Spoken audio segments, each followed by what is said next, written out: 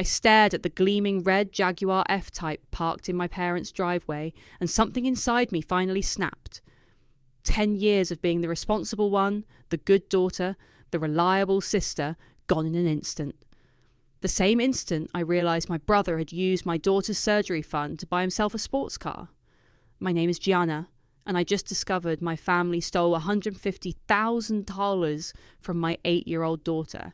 I'd spent the last decade meticulously saving every penny I could for Skylar's spinal surgery. Working overtime at the accounting firm, taking side jobs, selling everything that wasn't essential. My little girl needed that operation before she turned 10, or the damage would become permanent. "Isn't she beautiful?" Stuart's voice carried across the lawn as he strutted toward me, running his hand along the car's hood. "Got a great deal too. Sometimes things just work out perfectly, right?" I couldn't breathe. Just hours earlier, Mum and Dad had sat me down in their living room, wringing their hands as they explained how they'd temporarily borrowed from Skylar's medical fund to help Stuart with a house down payment. "Gianna!" Mum called from the porch. "Come inside, dear. We need to discuss this as a family." I followed them into the house, my legs moving on autopilot. The familiar family photos lining the hallway seemed to mock me now. All those forced smiles, Stuart always front and centre, me always slightly out of frame. "Look," Stuart started as we gathered in the living room. "I know you're upset, but this is just a short-term thing. I'll pay it back as soon as my new business venture takes off." "Business venture?" My voice came out barely above a whisper. "That's what you call a sports car?" "Now, Gianna," Dad interjected, "your brother had a very good reason." "The money was for Skylar's surgery," I finally exploded. "She needs that operation in less than 6 months." Mum reached for my hand. I pulled away. "Sweetheart, family helps family. Skylar will understand." "Understand what?" I cut her off. "That her uncle's midlife crisis is more important than her being able to walk properly?" Stuart rolled his eyes. "You're being dramatic. It's not like she's dying." The casual cruelty of his words hit me like a physical blow. I turned to my parents, searching their faces for any sign of support, but found only the same enabling expressions they'd worn my entire life. "How did you even access the account?" I demanded. "It was in my name." Mum looked away. We used the power of attorney you gave us last year when you were in the hospital with pneumonia. We never revoked it. The betrayal was complete. I'd trusted them, again, and they'd proven me wrong, again. "I'll have the money back in 6 months, tops," Stuart said, checking his phone absently. "Graham and I have this amazing opportunity." "Skylar's surgery is scheduled for next month," I said flatly. The room fell silent. Mom's face paled slightly, but Stuart just shrugged. "So reschedule it. These things happen all the time." I stood up, my hands shaking. "These things happen? These things happen?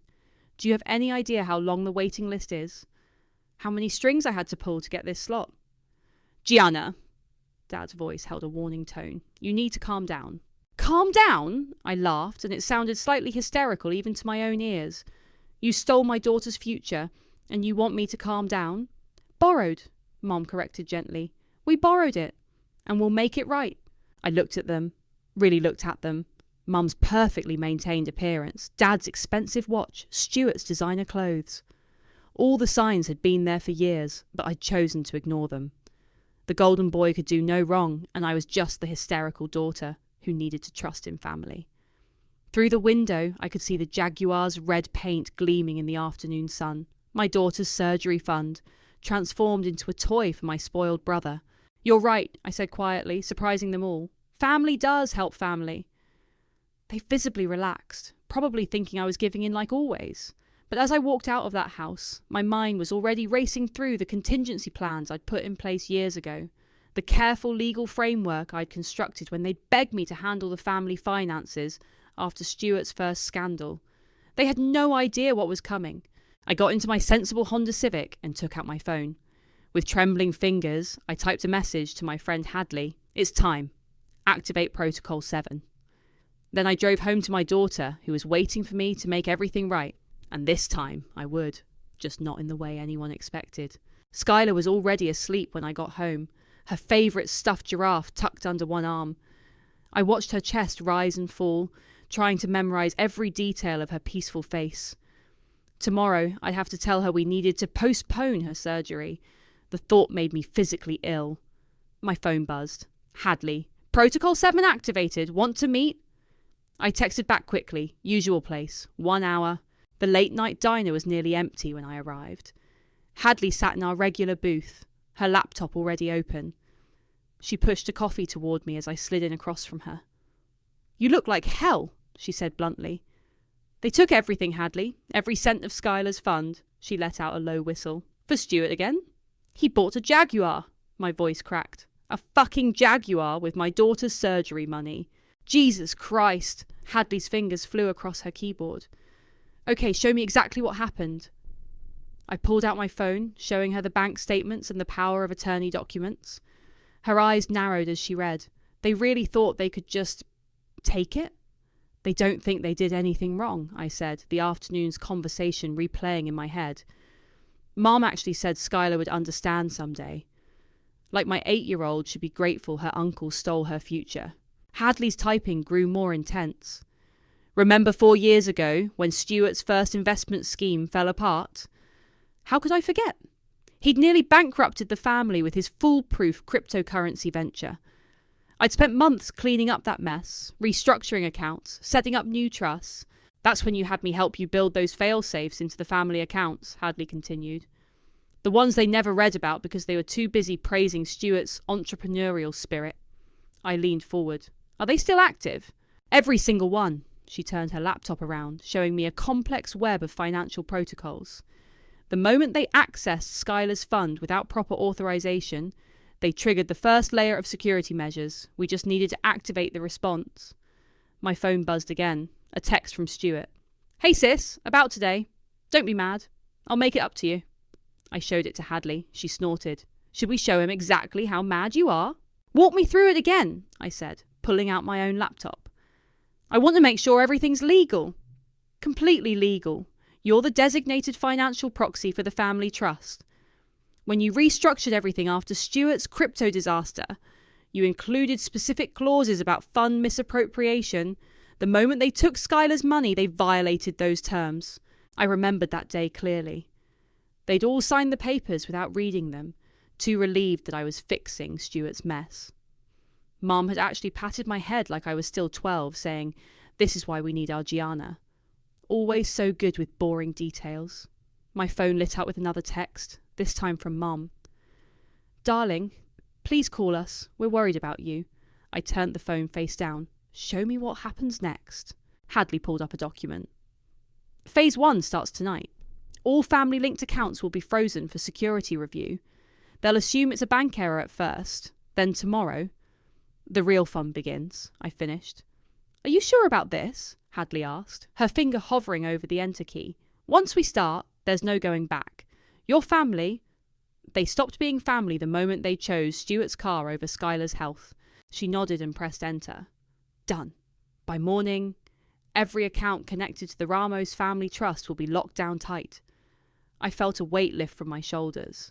For the first time since seeing that red Jaguar, I could breathe properly.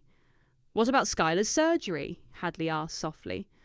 "I called Dr. Matthews earlier. He's willing to hold her slot for 2 more weeks. After that..."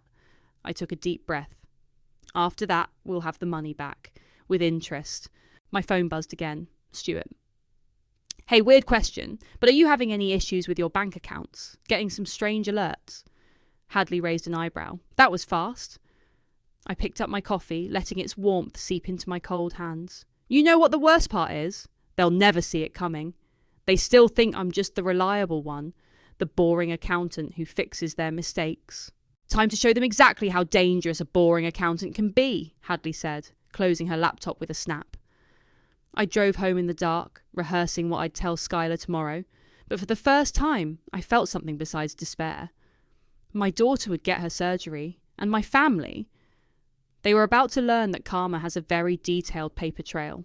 The next morning started with a bang, literally. Someone was pounding on my front door at 7 a.m. I already knew who it was before I opened it. Stuart burst in, his designer shirt wrinkled and his face red. "What the hell is going on with the accounts?" "Good morning to you too," I said calmly, closing the door. "Would you like some coffee?" Don't play dumb, Gianna. Everything's frozen. Even my personal accounts. I poured myself a cup of coffee, taking my time. Have you called the bank? Of course I called the bank. They kept talking about some trust violation review and directed me to the family lawyer. He ran his hands through his hair. Mom and Dad can't access anything either. That sounds serious, I said, sipping my coffee. Maybe you should call Graham, see if he can help. Stuart's face darkened. Graham's not answering my calls. The car dealership is threatening to repossess the Jaguar because the payment bounced. Mummy! Skylar's voice came from the hallway. She stood there in her favourite unicorn pyjamas, looking confused. Uncle Stuart, why are you yelling? Hey, sweetheart, I said quickly. Why don't you go get dressed? We'll have breakfast soon. After she disappeared back to her room, Stuart lowered his voice to a harsh whisper. Fix this. Now. Fix what exactly? The accounts you stole from? The surgery fund you emptied? Don't be dramatic. This is different. This is my life we're talking about. My phone buzzed. A text from Kira, our family lawyer. Emergency meeting requested by your parents. My office, 10 a.m. I showed Stuart the message. Looks like we'll sort this out soon enough. He grabbed his keys, heading for the door. This better be a mistake, Gianna, because if you had anything to do with it... You'll what? I asked softly. Take more money from my daughter? He slammed the door on his way out. 2 hours later, I sat in Kira's office, watching my family unravel. Mum was crying quietly while Dad paced the room. Stuart kept checking his phone, growing paler by the minute. Kira spread several documents across her desk. I've reviewed the situation. The trust security protocols were automatically triggered by an unauthorised withdrawal from a protected medical fund. But we had power of attorney, Mum protested, which was specifically for medical decisions during Gianna's hospitalisation, Kira corrected. Using it for financial transactions outside that scope triggered the trust's abuse clauses. What abuse clauses? Dad demanded. We never agreed to any of that. Kira pulled out a thick document. Actually, you did. Right here, when you signed the trust restructuring agreement 4 years ago. After Stuart's cryptocurrency incident, Stuart jumped up. This is ridiculous. Just override it. I can't, Kira said. These protections were legally bound to the trust when you all signed. The only person who can lift them is the trust's designated financial proxy. She looked at me. That would be Gianna. All eyes turned to me. I met their stares calmly. Gianna, Mum whispered, please. We're your family. Family? I pulled out my own folder. Let me show you something about family. I spread out medical bills, surgery quotes, and Skylar's treatment timeline. This is what family looks like to me. My daughter's future. The future you stole for a sports car. We can fix this, Dad said quickly. We'll find another way to get Skylar's surgery money. How? I asked. By selling the Jaguar? Oh wait, that payment just bounced, didn't it, Stuart? Stuart's phone buzzed again. His face went white as he read the message. Graham just backed out of our deal. Says his accounts are being audited. Interesting timing, I said. Kira cleared her throat. There is a way to resolve this. The trust protocols include a restoration clause. If the misappropriated funds are returned in full, plus a 20% penalty for breach of trust, the accounts can be unfrozen. 20%? Stuart exploded. That's highway robbery. No, I said quietly. That's consequences. Mom reached for my hand across the desk. Darling, please, we can work this out as a family. I stood up, gathering my things. You're right. We can. Return Skylar's surgery fund, all of it, plus the penalty, and this ends. Otherwise, I shrugged. I hear trust audits can take months. As I walked out of Kira's office, I heard Stuart's voice crack. Wait! How long do we have? I turned back one last time. Skylar's surgery slot is held for 13 more days. After that, she goes back on the waiting list. Your choice. The door closed behind me, cutting off their protests. My phone buzzed with a message from Hadley. Phase 2 ready when you are. I smiled. The game was just beginning. 3 days after the meeting at Kira's office, I was reviewing documents at my kitchen table when my doorbell rang. This time, it was Graham, Stuart's business partner, looking decidedly less polished than usual. Is Stuart here? He asked, peering past me into the house. No. Haven't seen him since the lawyer's office. Graham shifted uncomfortably. Listen, I need to talk to you. It's about the car. I let him in, curious. He sat at my kitchen table, fidgeting with his expensive watch. The Jaguar's registration, he started, then stopped. Something's wrong. The dealership says it's not in Stuart's name anymore. Oh? I kept my voice neutral. It's listed under something called Skylar Ramos Trust. That's your daughter's name, I smiled. Interesting, isn't it? Almost like karma. Look, Graham leaned forward. I know Stuart messed up, but this is getting out of hand. The IRS is asking questions about our business accounts. That does sound serious. Cut the act, he snapped. We both know you're behind this. Whatever Stuart did, this is between you and him. Leave me out of it. My phone buzzed. A text from Hadley. Phase 2 complete. All assets traced and tagged. I showed Graham my screen. See this? Every transaction, every account, every asset bought with my daughter's stolen money has been flagged, including your joint ventures with Stuart. The colour drained from his face. You can't do that. I already did. Maybe next time you'll think twice before helping someone launder stolen medical funds through luxury car purchases. He stood up so quickly his chair toppled over. You're bluffing. No way you have that kind of power. Try me. I pulled up another document on my phone. By the way, how's that offshore account in the Caymans working out? The one you and Stuart opened last week? Graham practically ran from my house. I gave him 10 minutes before calling Hadley. He's heading straight to Stuart's, isn't he? Yep, Hadley confirmed. GPS tracker on his car shows him breaking speed limits to get there. Want me to trigger phase 3? Not yet. Let them stew for a bit. Later that afternoon, Mom showed up. She looked tired, her usually perfect makeup slightly smudged. Your father's having chest pains, she said without preamble. Nice try, Mom. His annual physical was last month. Perfect health, as usual. She deflated, sinking onto my couch. What do you want from us, Gianna? To destroy the whole family? I want my daughter's surgery fund back, with interest. We don't have that kind of money just lying around. Everything's frozen. Not everything. I sat across from her. The house isn't part of the trust. Neither is your jewellery collection. Or Dad's vintage car. Mom's hand flew to her throat, where her signature pearl necklace lay. You wouldn't. Wouldn't I? You stole from my child. What makes your pearls more important than her health? Because we're your parents, she burst out. We raised you, supported you, loved you. Loved me? I laughed bitterly. You enabled Stuart while I cleaned up his messes. You took my daughter's future without a second thought. That's not love, Mum. That's abuse. Her phone rang. Stuart's ringtone. She answered it on speaker, hands shaking. Mum! Stuart's voice was frantic. Graham just left! The feds are investigating our accounts. All of them. Calm down, sweetheart, Mum said automatically. Calm down. Everything's falling apart. The car's being repossessed. Graham's threatening to expose our deals. And now this. It's all her fault. He was practically screaming now. I took the phone from Mum's trembling hands. No, Stuart. It's yours. Actions have consequences. You bitch, he snarled. You think you're so clever with your financial tricks? I'll sue you for everything you have. With what money? I asked sweetly. Your accounts are frozen, remember?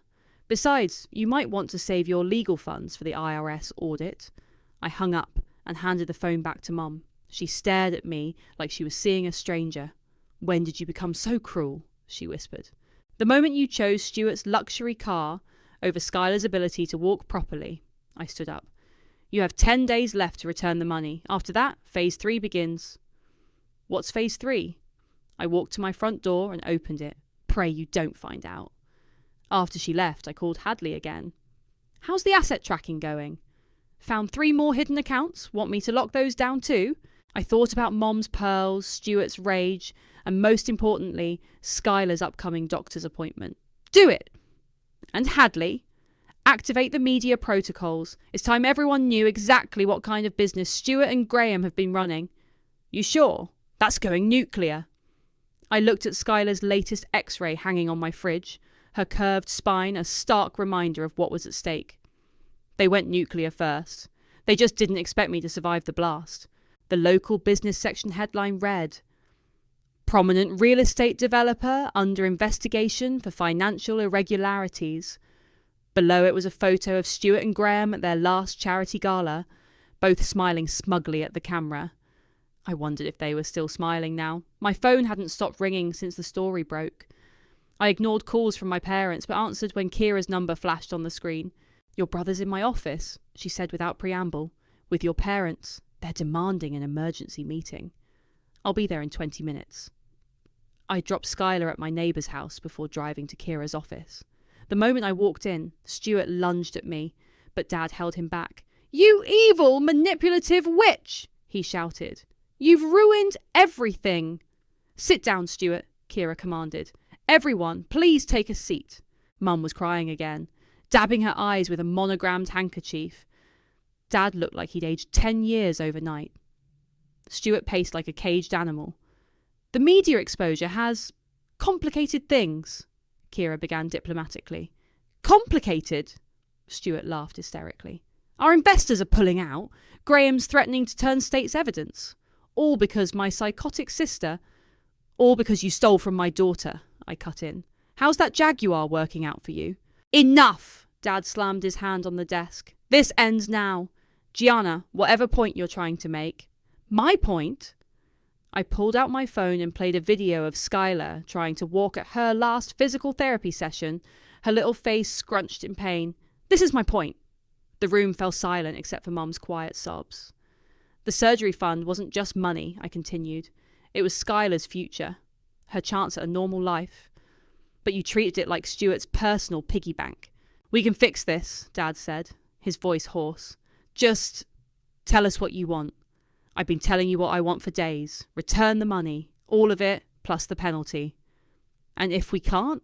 Stuart asked, his swagger finally cracking. I smiled. "Then tomorrow's headline will be even more interesting.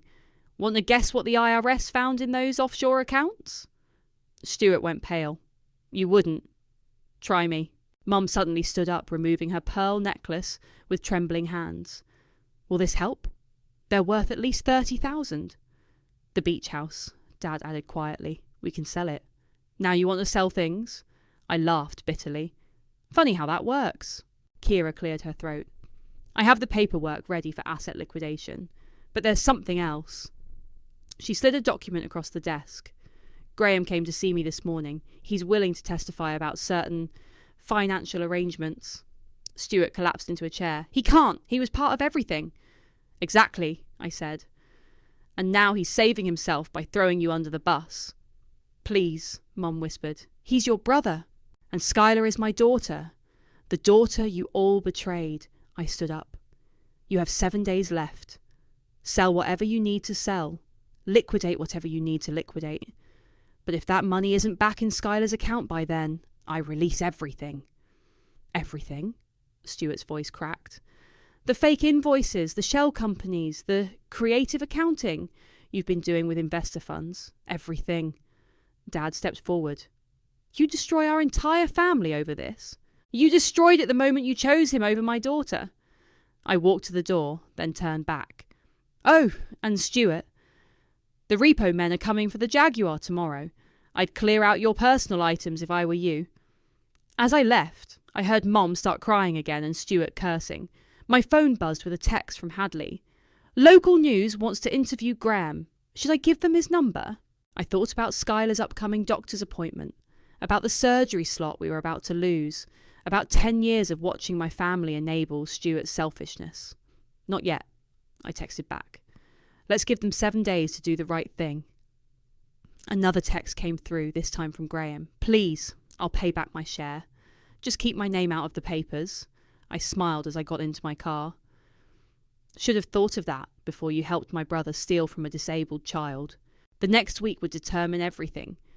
Either my family would finally face consequences for their actions, or they'd learn exactly how much damage a quiet accountant could do with the right documentation. Either way, Skylar would get her surgery, and that was all that really mattered." The repo men came for the Jaguar at dawn. I watched from my car across the street as Stuart stood in his driveway, screaming into his phone while they hooked up his precious car to the tow truck. 4 days left until my deadline, and still no sign of the money. My phone rang. Hadley. You need to see this. Graham just tried to transfer a large sum from a hidden account we hadn't flagged yet. How much? 50,000. Looks like he's trying to cut a separate deal. I pulled up my banking app. Where was he sending it? That's the interesting part. A law firm specialising in witness protection and immunity deals. Forward everything to Kira, I said. And freeze that account too. Later that afternoon, Mum showed up at my office unannounced. She looked different. No designer clothes, no jewellery, her hair unstyled. I sold my entire collection, she said, placing a cheque on my desk. Pearls, diamonds, everything. It's 60,000. I looked at the cheque but didn't touch it. That's a start. A start? Her voice cracked. I just sold 30 years of memories. Funny how memories are worth more than your granddaughter's health. She sank into the chair across from me. Your father's selling his car collection. The beach house has 2 potential buyers, her hands twisted in her lap. Stuart's not doing well. Define not doing well. He's drinking. Graham won't take his calls. The business is falling apart. She leaned forward. Please, just give us more time. Skylar doesn't have more time. Her surgery slot expires in 5 days. I know, but... Her phone buzzed.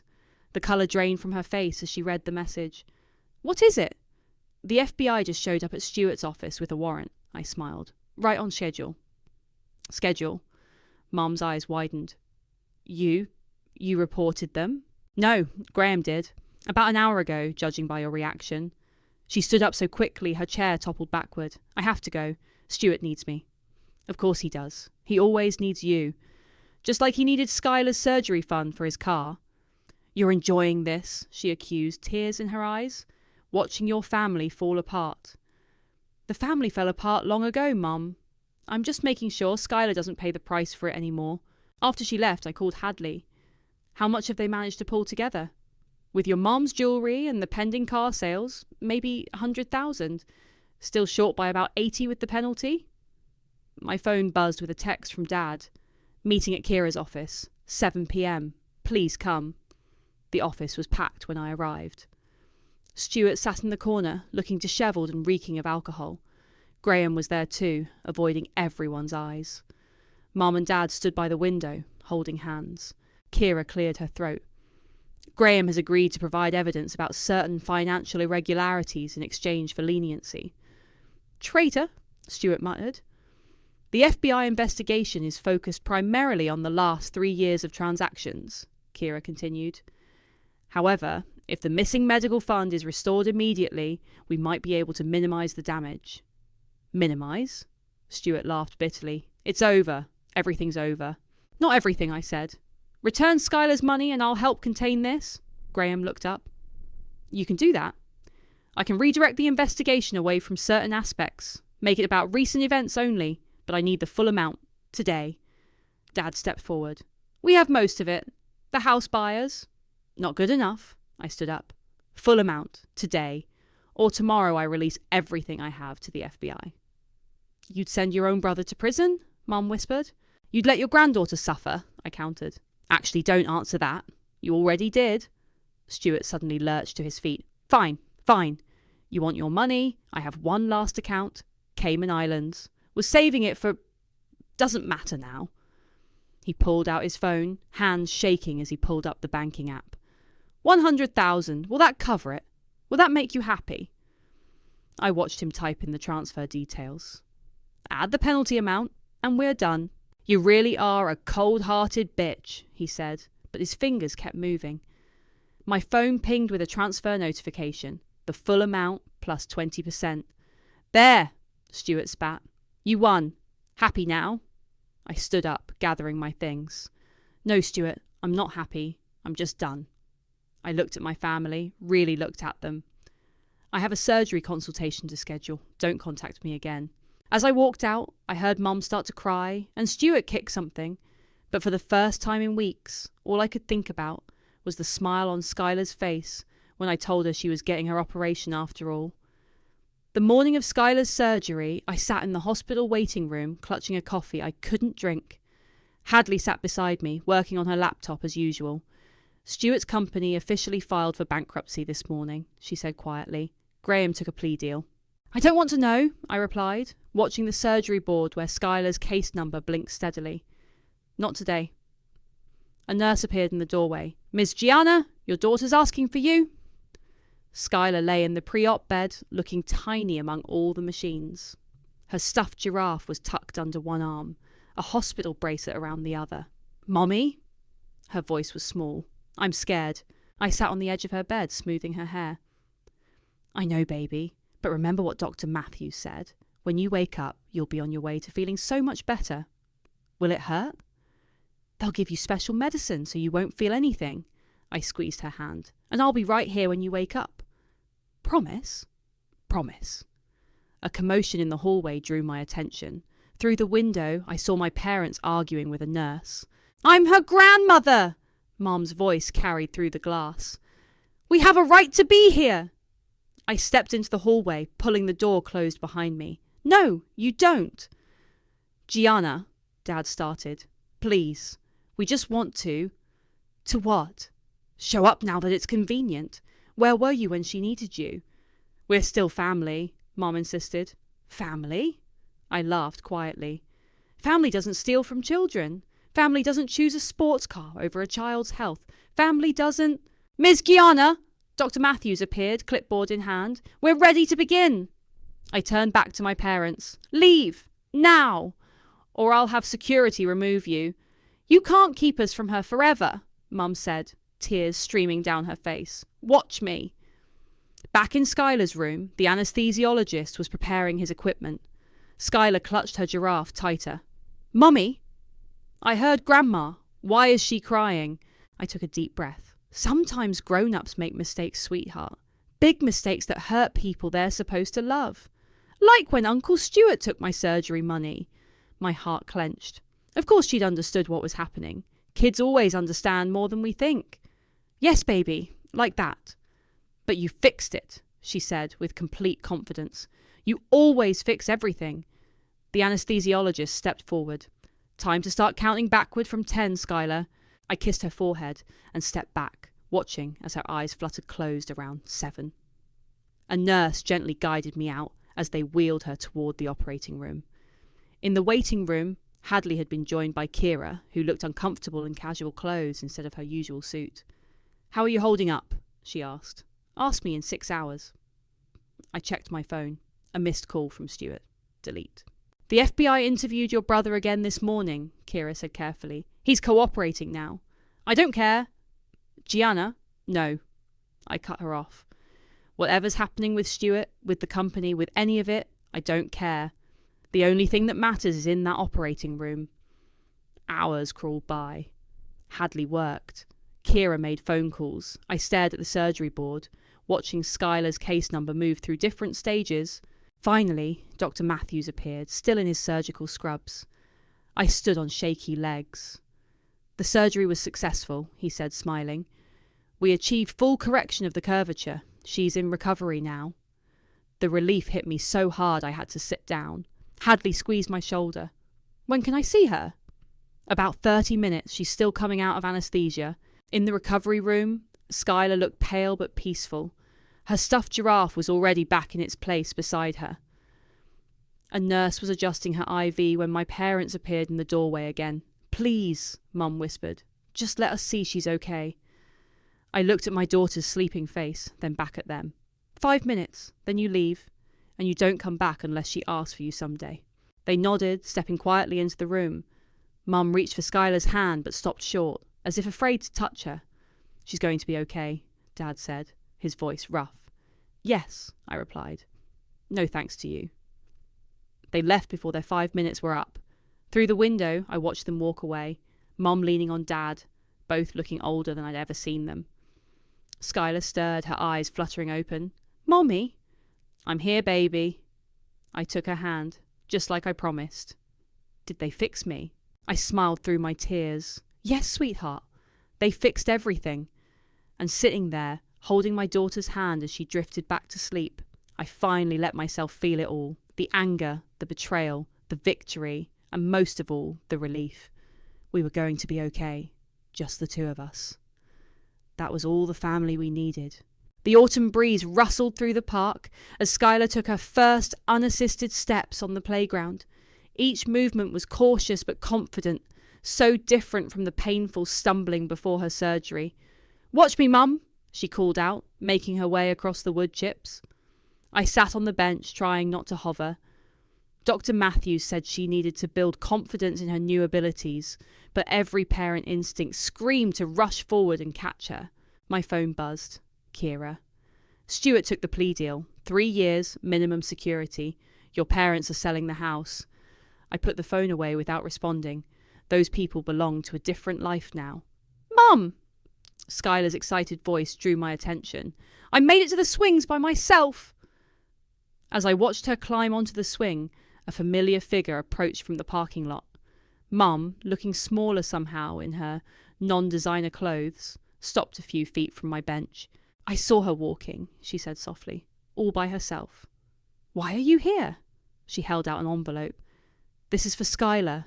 It's everything we got for the house. I know it doesn't make up for what we did, but keep it." I didn't touch the envelope. "We don't need your money." "Please, Gianna, let me try to fix this." "Fix what exactly? The trust you broke? The family you destroyed? Some things can't be fixed with money, Mom. You taught me that." Skylar's laugh rang out across the playground as she swung higher. Mum watched her, tears streaming down her face.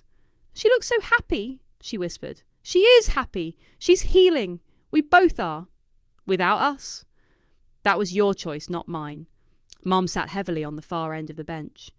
"Stuart reports to prison next week. Your father, he's not taking it well." "Still protecting him? Even now?" "No." She wiped her eyes. "No. I'm done protecting anyone. I miss my daughter. I miss my granddaughter." "You should have thought of that before stealing her future." "I know." She stood up, leaving the envelope on the bench. "We're moving to Florida, your father and I. Fresh start, I suppose. If you ever want to reach out, don't hold your breath." She nodded, taking one last look at Skylar before walking away. I watched her go, feeling nothing but a dull ache where anger used to burn. "Who was that lady?" Skylar asked, suddenly beside me. "Someone from before." She looked sad. I pulled her close, breathing in her familiar scent. Sometimes people make choices that make them sad for a very long time. "Like Uncle Stuart?" "Yes, baby, like Uncle Stuart." She picked up the envelope, turning it over curiously. "What's this?" I took it from her hands and stood up. Walking to the nearest trash can, I dropped it in without opening it. "Nothing we need." Skylar nodded, accepting this like she accepted most things, with simple, clear understanding. "Can we get ice cream?" "Ice cream sounds perfect."